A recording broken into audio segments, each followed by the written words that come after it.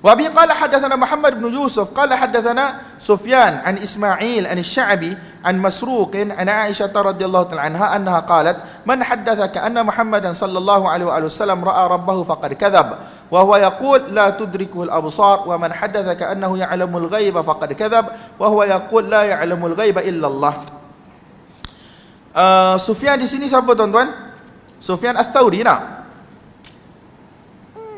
Sufyan Ats-Tsauri. Aisyah radhiyallahu anha kata, siapa yang memberitahu engkau bahawa Nabi Muhammad sallallahu alaihi wasallam telah lihat Tuhannya pada malam Mi'raj, maka dia telah berdusta. Ini ijtihad daripada Aisyah radhiyallahu anha. Sebab ada sahabat yang lain berpendapat Nabi SAW melihat Tuhannya pada malam Mi'raj. Yang mana betul antara dua pendapat ni wallahu alam. Tapi yang penting Aisyah dia berpegang kepada ayat ini, la tudrikuhul absar. Tidak ada mata yang mana boleh menyeluruhi melihat Allah Subhanahu Wa Taala. Dengan maksud idrak ni maksud boleh menyeluruhi, tengok dengan mata kasar tu nampak HD 4K tu kalau kita guna istilah zaman sekarang. Tidak ada yang begitu. Tetapi tuan-tuan, dia tidaklah menafikan boleh melihat Allah Subhanahu Wa Taala pada hari kiamat. Ini adalah akidah Ahlussunnah wal Jamaah. Dalam hadis Nabi SAW kata, kamu akan tengok Tuhan kamu sebagaimana kamu lihat bulan pada malam bulan purnama. La tudaruna fi ru'yatiha. Tidak ada sebarang masalah kamu nak melihat bulan itu dengan jelas. Bukan Allah tu macam bulan, tapi nak bagi tahu kita boleh nampak dengan jelas bulan pada malam bulan purnama. Begitulah juga kita boleh nampak Allah SWT dengan jelas pada hari kiamat. Nampak tak tuan-tuan?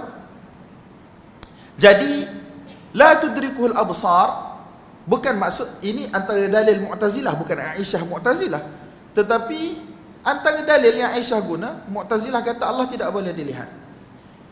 Tetapi maksud ayat ini di sisi para ulama ialah tidak ada satu orang pun yang boleh melihat Allah Ta'ala ala wajhil idrak wal ihatah. Maksud boleh tengok sampai tahu. Kalau ikut makhluk boleh tengok liang pori-pori dia tu ada berapa. Nampak tak? Jerawat hitam tu ada berapa.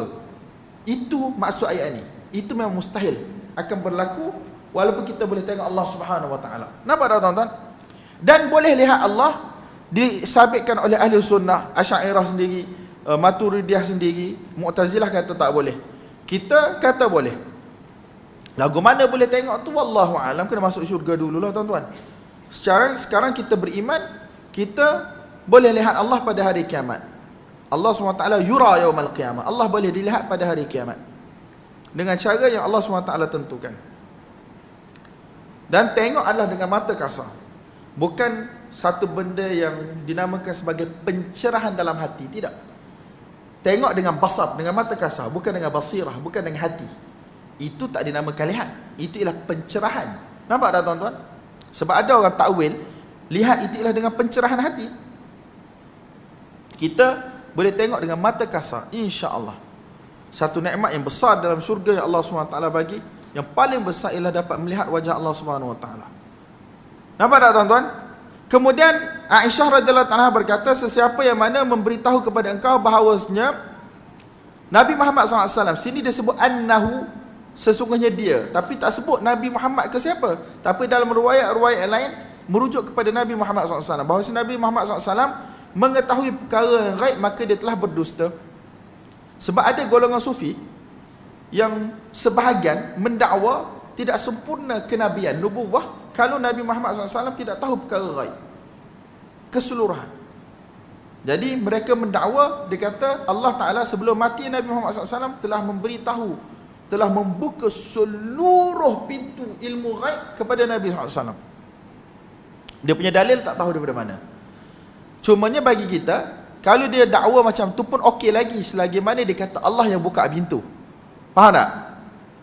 Kalau dia kata Nabi tahu dengan sendiri, hak tu yang nak jadi geng-geng Allah tu Muhammad, Muhammad tu Allah tu. Kita tak nak yang macam tu tuan-tuan.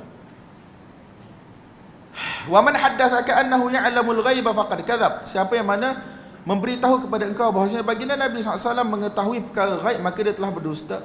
Wa huwa yaqul, sedangkan Allah Subhanahu wa taala telah berfirman, la ya'lamul ghaiba illallah. Ataupun sedangkan Nabi sallallahu alaihi wasallam telah bersabda, tidak mengetahui perkara yang gaib kecuali Allah Subhanahu wa taala.